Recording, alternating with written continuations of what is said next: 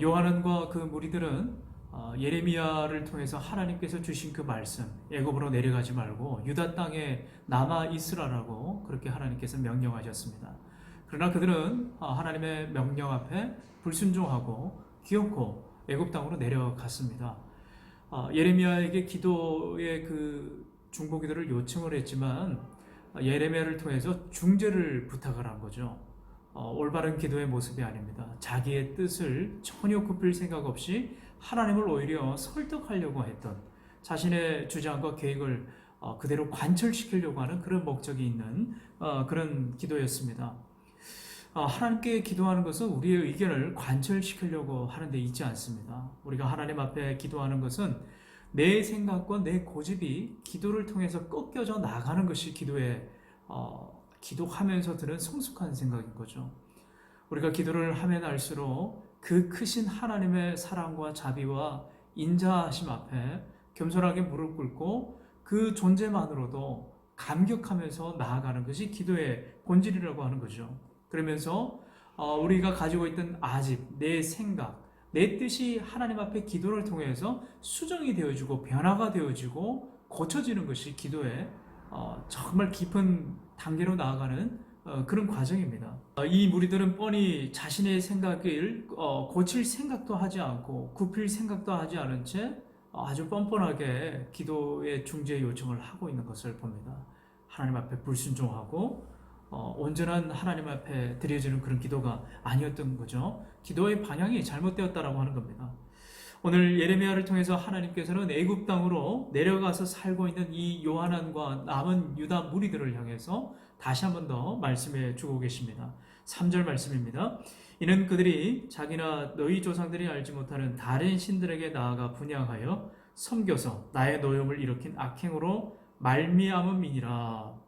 지금 왜 유다가 망했습니까? 지금 왜 예루살렘 성이 무너지고 성전이 파괴되고 흩어지게 되었습니까?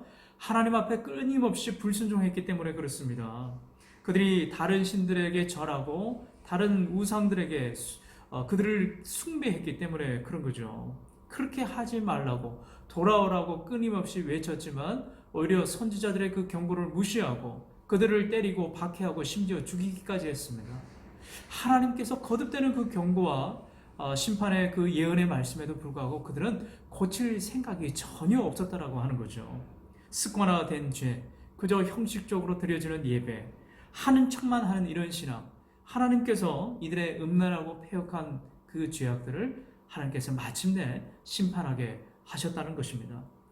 돌아오라는 말에 순종하지 않고 회개하라는 말에 듣기 싫어하고 하나님을 섬기라는 말씀에 그들은 귀 기울이지 않았습니다. 4절과 5절 말씀입니다. 내가 나의 종 선지자들을 너희에게 보내되 끊임없이 보내어 이르기를 너희는 내가 미워하는 이 가증한 일을 행하지 말라 하였으나 그들이 듣지 아니하며 귀를 기울이지 아니하고 다른 신들에게 여전히 분향하여 그들의 악에서 돌이키지 아니하였으므로 끊임없이 선지자들을 통해서 돌아오라고 하나님은 외치고 애가 타는 마음으로 곁길로 갈까봐 늘 언제나 노심초사하며 아버지의 마음으로 그들을 훈계하고 타일렀지만 그 결과는 그들이 끝내 돌아오지 않고 말씀 앞에 순종하지 않았다라고 하는 거죠. 하나님께서 한두 번 참으신 게 아니라고 하는 거예요. 그저 훌륭한 인품이 덕망이 아주 좋은 사람이 오랫동안 참는 것, 그 이상으로 하나님은 참으시고 견디시고 긍휼과 자비를 베풀어 주셨어요.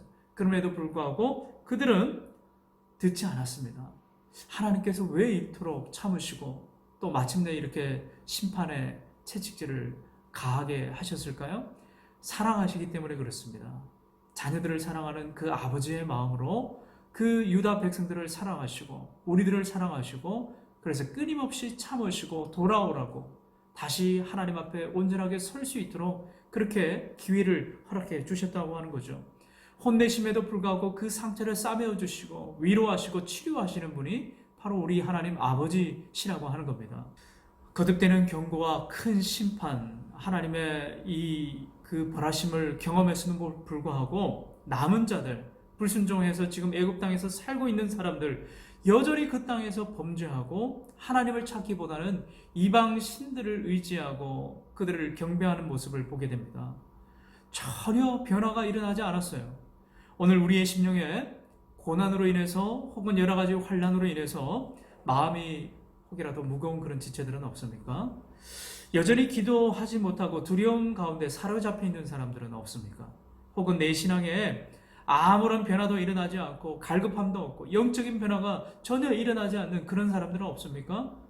오늘 하나님의 그 말씀이 그 심령 가운데 들어가기를 간절히 바랍니다. 그 마음 속에, 그 가슴 속에 뜨거운 내면의 변화가 일어나기를 바랍니다. 믿음으로 순종하려는 결단이 말씀이 들어가면 생기게 되어 있어요. 딱딱하고 마치 돌처럼 굳어버린 그 마음 가운데 하나님의 말씀이 우리 가운데 임하게 되면 우리의 심령이 변하게 되어 있습니다. 변화를 사모하셔야 됩니다. 말씀 가운데 날마다 자신을 쳐서 애통하는 마음으로 하나님 앞에 자복하지 않으면 우리는 언제나 떨어지고 실패의 자리로, 낭망의 자리로 나아갈 수밖에 없는 연약한 존재들이라고 하는 거예요.